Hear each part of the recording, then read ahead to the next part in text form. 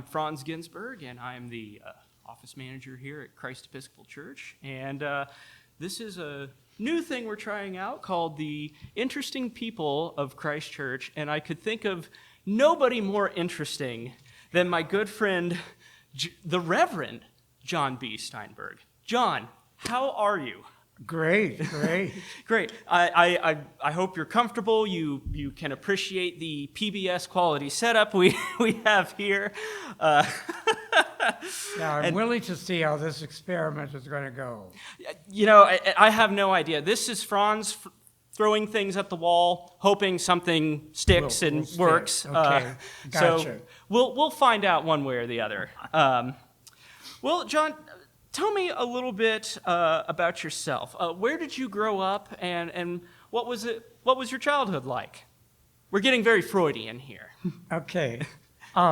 Central Wisconsin is where I grew up, and in a small town of 2,212. And recently, when we were visiting there, my son John noticed that the population sign was now 2,236. So he commented about the population explosion going on, We were there forever. My dad was a CPA connected with a local bank, and rather different than Springfield. There was only one bank. And also his hobby was baking. And so he bought and ran the local town bakery, which was a very German bakery kind of thing with all the German bakery products. So it was a fun life. So basically I lived on Main Street because we lived above the bakery in an apartment. And I also helped over the bank stacking dollar bills in packages of 100. So, kind of a combination of both. So baking and banking. And banking. That's an interesting combination. Yeah, the big B's. Great. Did you have brothers and sisters growing up? Yeah, I had one older sister, 3 years older than I was, Sarah. And I think one of the interesting things I thought of afterwards was that from like kindergarten through high school graduation, I always sat next to Natalie Stone. I mean, you're alphabetically arranged, and so Natalie Stone always sat next to John Steinberg. And we laughed about that at graduation. Here we are, our senior year, still sitting next to each other. That's a long time to be sitting next to the same person. I hope she was at least pleasant, Oh, she was a very lovely girl. Yeah, very fun. Good. That helped, I'm sure. That was. All right. Well, so when did you, about what year did you graduate from high school, and then when did you go off to university? Well, I graduated from high school and then went on to Lawrence College in Appleton, Wisconsin. Lawrence is very similar to Drury. Okay. I would compare it very much to Drury. Very much a 4-year liberal arts kind of Ivy League-ish like kind of school. We had ties that were properly striped, that kind of thing. And blue blazers, always blue blazer. Now that's not throwing any shade to Jury now, of course. No, definitely we not. Like Jury. They're great right. folks. But very comparable. And then after 4 years, got my bachelor's degree from Lawrence. I remember one of my friends saying to me at that point, we don't really know the world. And it really, became very evident to me that I'd always lived a very proper, very sheltered, very WASP life. When I went to Lawrence, the entire student body was pure white. My high school was almost pure white, not quite because there were 2 Indian reservations on the outskirts of town, the Oneida and the Winnebago Indians.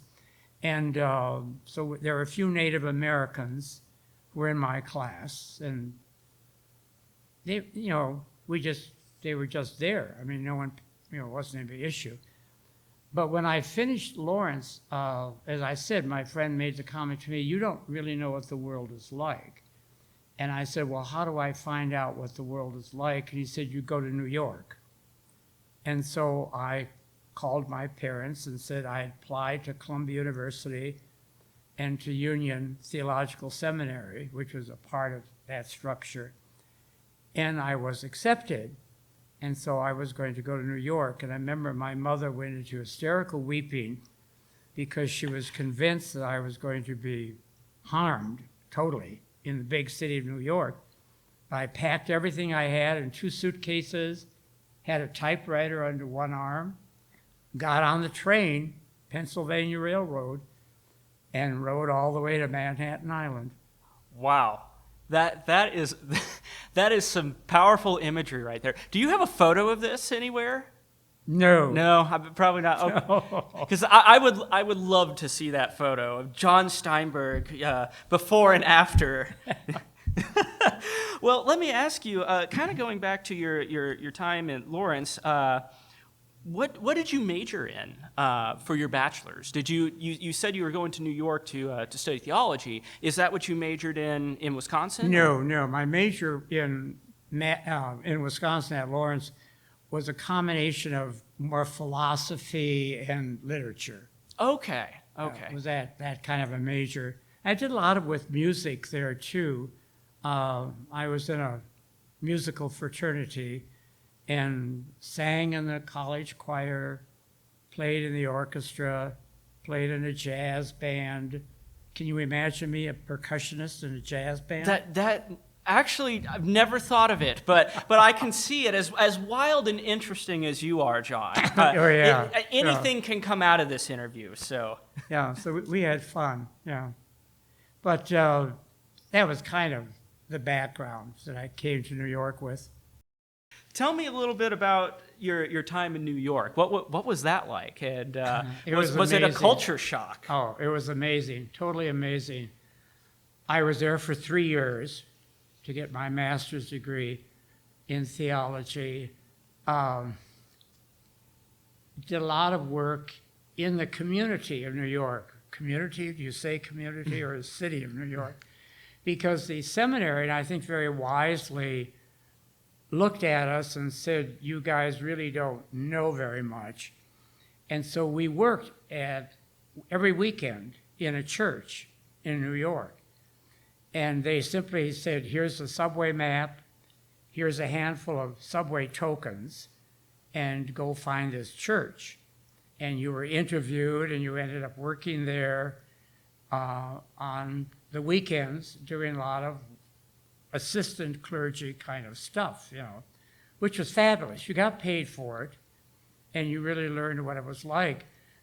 And I remember, you'd find these most unusual people, and very frankly, that's where I first saw my first African-American person. Wow. Here I was in New York, already in my early 20s, and suddenly I was in a multicultural, multiracial situation, none of which I'd experienced before. And what year was this, John, approximately? 57. Okay. 55, 56, 57. I just had no idea. And there were 2 things. I remember first being very scared, very frightened, because everything was alien to me. I was looking for my nice old sheltered town of 2,212, where everybody knew everybody. And suddenly this was totally alien. And I kind of decided, because I remember really seriously thinking from my dorm room, which was on Broadway and 122nd Street, thinking, well, either you take advantage of New York or you're so scared you'll go back home. And I really debated that seriously. Should I go back home and go to a nice little pleasant seminary someplace there or stay in New York? And I finally decided, you're here, come on, Live a little. Yeah, and so I just got out into the streets of New York.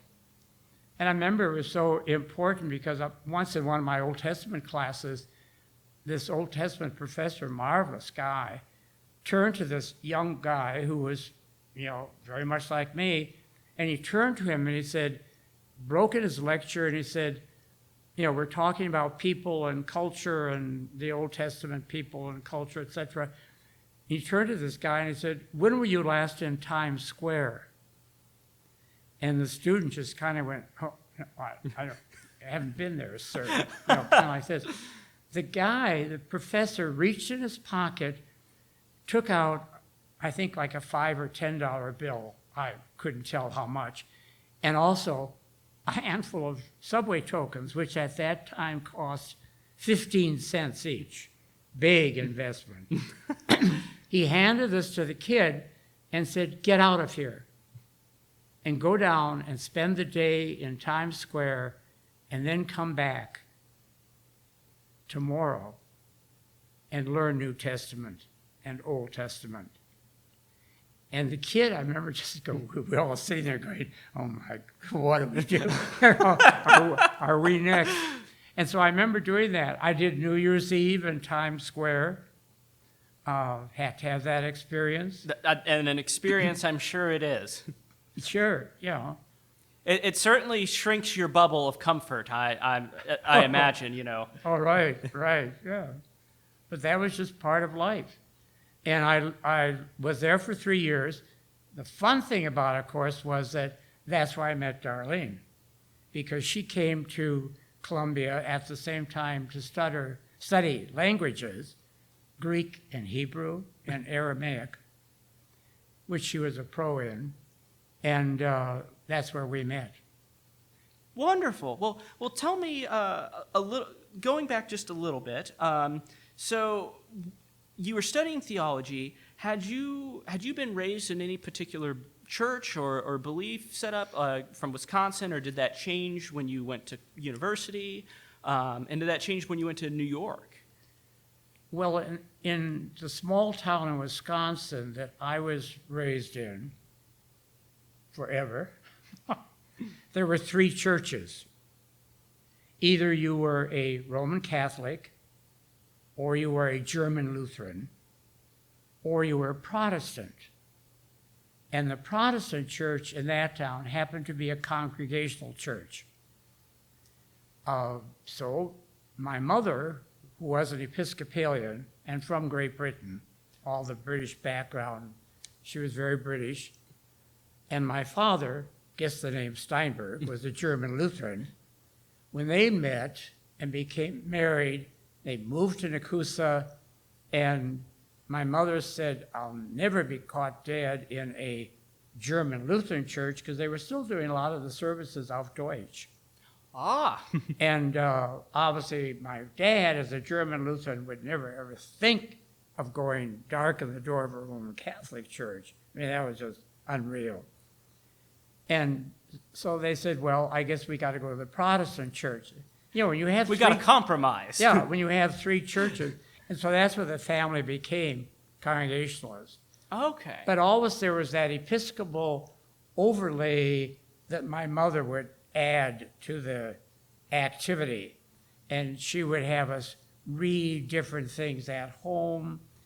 And whenever we would travel out of that 2,212 town, we would attend an Episcopal church, because she felt we needed the culture, the liturgy, and the language.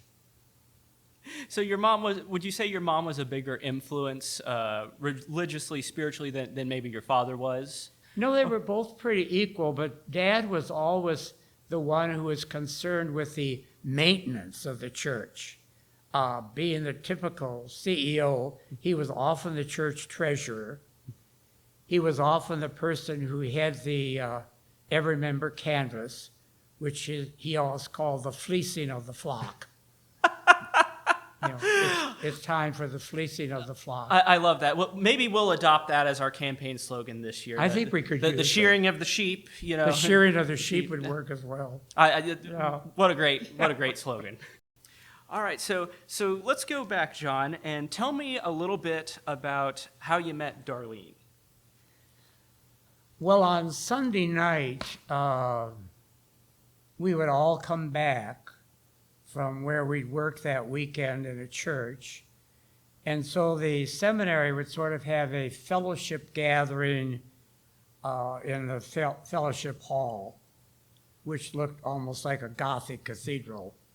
But, and, there'd be people playing the piano and singing and having snacks and that kind of thing. And we were all singing around the piano at one point, and this woman who was standing next to me, who I had no idea who she was, turned to me and commented and said, "You have a very nice tenor voice." And I said, "Thank you." And she said, "You really sing quite well." And according to Darlene, because that woman was Darlene, but according to her, I answered, "I know I do." And she decided at that point I was either the most arrogant seminarian she'd ever run into, or someone interesting enough to find out more about. And fortunately for me, she chose that attitude. Well, and again, that story right there describes why you are here, John, is as an interesting person. I mean, Darlene's seen it. We know it here, and very important, I might add, as well. Can't leave that part of it out. Okay, so after that, so what kind of happened after that? Well, we just continued, going with each other, and she was very adventurous. Also had come from a small town in Idaho, where her dad was an engineer, her mother a nurse, that kind of very traditional. And so she would join me in exploring New York. And we walked all over New York. And we discovered the free things that you can do in New York, which are multiple, from the museums and the art institutes and so forth. And we just wandered New York.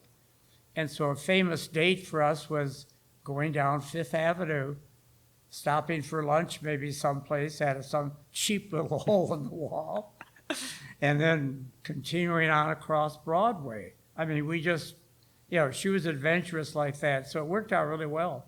We had fun. Did she kind of bring you out of your shell? Like, you had been debating whether you wanted to go back home or, stay around New York and experience the city. Did Darlene help with that quite a bit? Oh, of course, because I wasn't going to leave her. Great. Okay. Well, so what happens afterwards? I imagine you two both finish university, and we finished and got married there in New York, in Columbia University, at the faculty club in Columbia University, and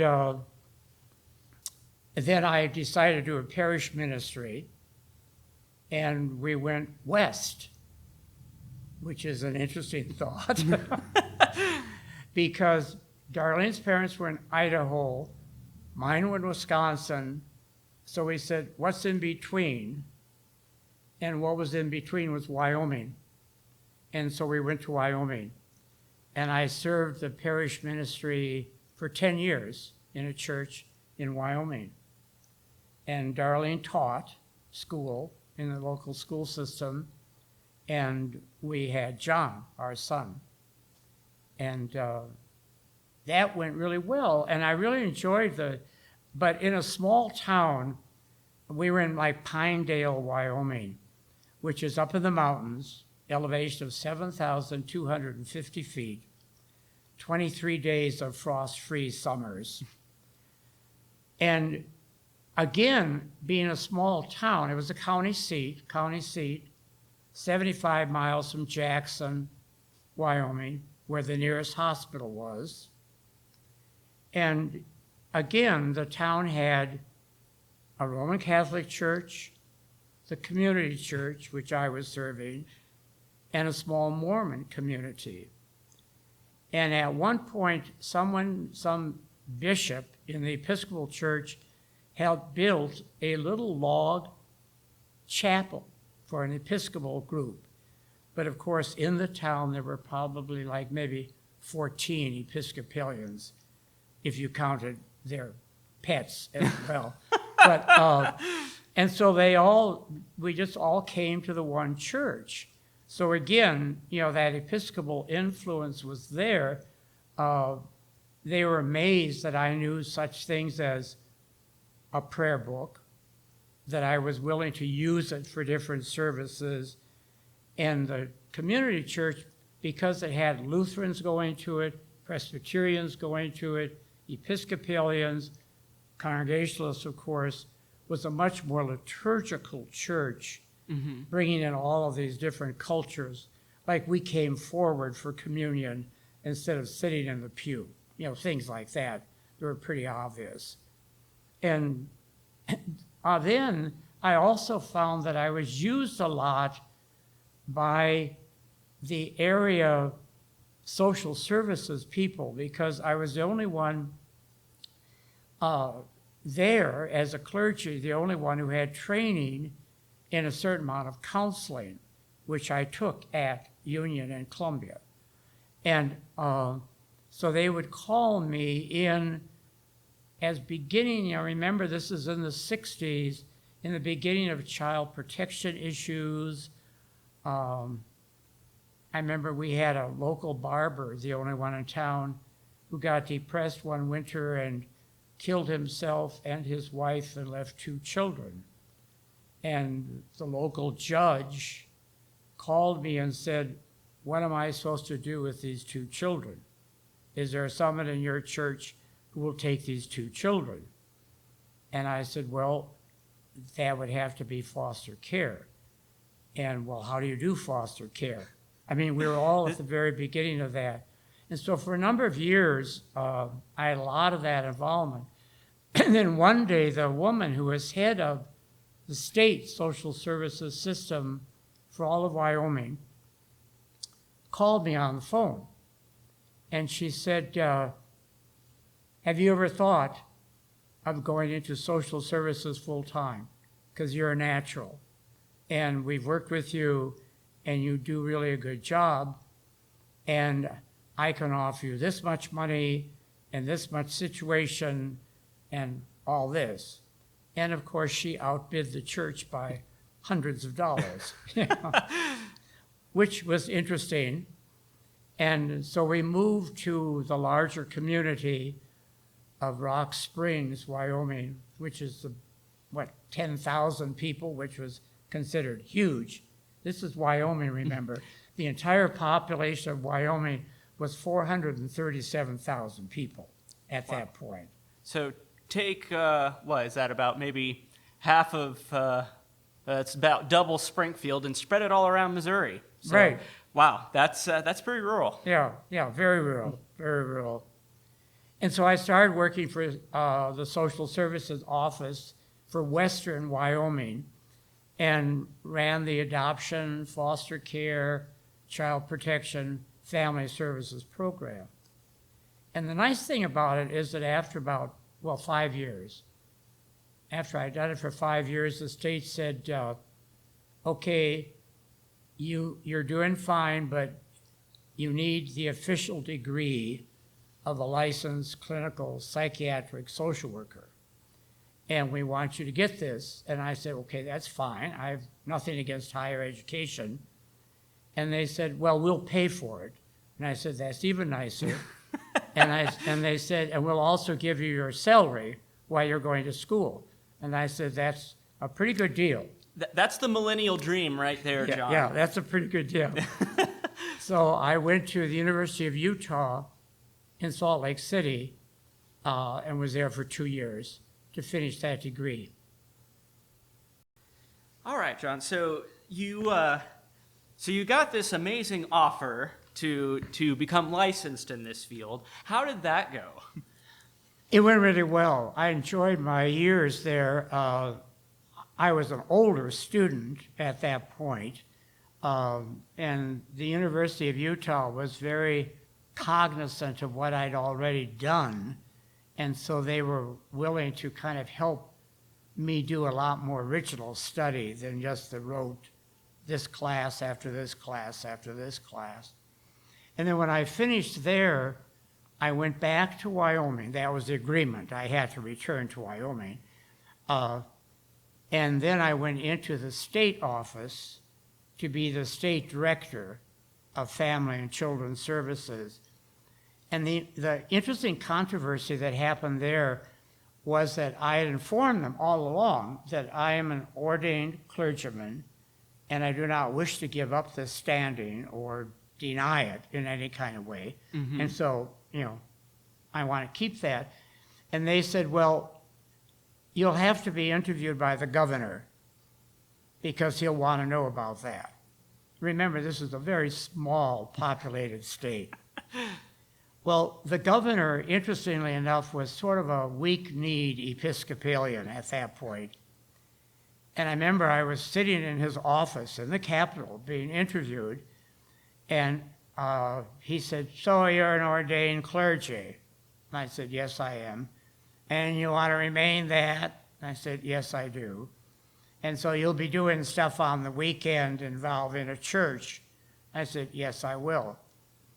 And he said, well, your congregational background with a lot of Episcopal influence. I said, yes, that's true, because he'd done his research. Mm-hmm. And he said, well, you're not known for running around converting people, so we won't be bothered with this at all. And so there went the whole issue of separation of church and state, I guess. I don't know. That's how Wyoming solves it. We're not bothered with it. Simpler times, huh? Yeah, very, very. And so then I continued in that job until I retired. And when I retired, I ended up having a contract with Kodak and Hewlett-Packard in Fort Collins, Colorado, because they wanted to set up a private counseling program for staff and family. And so they hired me, and I was a contracted person, and I worked with Kodak and Hewlett-Packard families for 12 years. And then we decided, we're driving to Springfield all the time to see our son John, daughter-in-law Kathy, 2 outstanding grandchildren, and maybe we should move to Springfield. So 20 years ago, we moved to Springfield. Okay, and how did you find Christ Episcopal Church of all? Well, John and Kathy were already going here, and they said something about you ought to try it. And also, the Congregational Church here had closed. It's on the campus of Drury University, which was started by the Congregationalists, and they had closed, and so there was no option there. So we just decided we'd start showing up at Christ Episcopal and have been here ever since. So we were your last resort. Yeah, definitely. Well, we're glad that you decided to show up, John, because you're a wonderful guy, you're a wonderful person, and have some of the best stories, which I wish we could tell some of the stories from your years of social work. Probably not for this video, though, because I know that it's pretty wild, to say the least. Yeah, some of them are. Yeah. Well, let me ask you, John. What were some of the most joyous moments in your life? From New York to meeting Darlene, to your faith. What were some of your happiest, greatest accomplishments? Oh, great! I don't know. I think the joyous moments were always involving other people. Meeting other people, becoming involved with their lives, working with them. And certainly there are a lot of joyous moments in working with kids. Many of the kids I work with, I still hear from on an annual basis. One kid that I thought would never ever do anything is now a very successful attorney in California. Wow. You know, another one that I didn't know would ever become anything, you know, is doing a CEO job in the East Coast. I mean, it's just, and a lot of them will say, you know, you took me out of an abusive situation, you found me a family, and here I am. And so that always adds a lot of fun stuff. And I always hear from these people on a regular basis. That probably would be one of the really most exciting things. It was fun also. I remember when I got here, the School of Social Work at Missouri, you know, State University, asked me to help teach, and I did some teaching at MSU, and I did a lot of consulting work with the local courts and with the social service office here. And it was really fun. I remember one young guy telling me, you know, working with you and dealing with you is even more exciting than being a bartender at one of the local restaurants where he was earning money to go to school. And I thought, that kid would make a great social worker someday. Well, I would definitely believe him, John. I would definitely believe him. Well, let me ask you too. You know, you've had such an interesting faith journey, and you've had such a big role here at Christ Church, and you are very beloved over at Cooper Estates and just this community in general. What would you say to maybe the younger generation? You know, a lot of millennials my age, Generation Z, you know, the idea of worship in church is, it's kind of fallen by the wayside. Like, Definitely. what would you say to someone either my age or younger about your faith journey and why it was important to you and why you still think it matters in this day and age? I think it's really important when you're involved with life, which is certainly impacting enough, and we certainly have had that recently. But I think it's important to be able to say, I have some place where I can go and be quiet. And where that's not only okay, that's actually encouraged. To be there, to be quiet, to think, to challenge yourself, and to have disagreements and agreements, and think the bigger thoughts of life. I mean, the bigger thoughts of life. I mean, not just like, do you want to go out to eat tonight, and if so, where do you want to go? But the bigger thoughts of life about, you know, is this really purposeful? Is this a value? Is this going to change anything? Does this have an impact? And I think that's the sort of stuff that you need to find, and often you find that more in a religious community than you find at any other place. And so that's what's really important to me. You know, and you don't always have to agree. I mean, there are numerous times, and both Mark and Ken will tell you this, where I've very clearly said, wow, no way was that, you know, a comment that I agreed with in that particular sermon, or I would have done it that way. And I'm sure when they've heard me, they've had the same response at times. But, you know, that's part of it. I mean, it's not, and I think that's where a lot of people get confused. You don't go just because you're always in a copacetic kind of agreement relationship. You go because you're challenging and you're thinking and you're struggling. And sometimes that's very uncomfortable. But at the same time, that's where you learn. It sounds like to me that, you know, that Christ Episcopal Church, or just church in general, shouldn't be an echo chamber. You know, it should challenge your views and your beliefs. And Sure, definitely. you know, and I can say from my experience here, even though I'm not an Episcopalian, that's the one thing I really appreciate about the Episcopal Church in general, is that I know people that don't have the same views about things, that have differing opinions. And I think for a lot of religions, that and for a lot of people, that's challenging. I mean, you kind of expect everyone. I think it's almost a written expectation that I go to this church, we're all on the same page. And I think that's what I appreciate about this church and the Episcopal Church in general, is that you don't have to always be on the same page. I mean, you might have 80, 90% of your beliefs that run together, but just because you disagree on this one thing or this here or there, it doesn't have to break your faith. And I think, too, in an age where there is a lot of, like, the echo chamber of the internet, where, someone is in their own world here and someone's in their own world there, and they're just hearing the same things back and forth, that's a great thing to hear people out from everywhere. You realize you just said that very well? I don't know. Maybe. I hope so. You did. Perfect. Well done.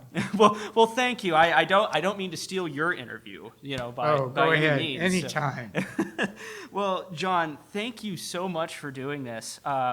And would you be willing to maybe do this again sometime? What would we talk about? Well, that's a good question. I have like 21 questions I wrote down here, but I mean, I didn't even really have to ask any of them because you just kind of went through the list. So you're a very good interviewee. I didn't have to twist your arm or blackmail you for any of these questions. So.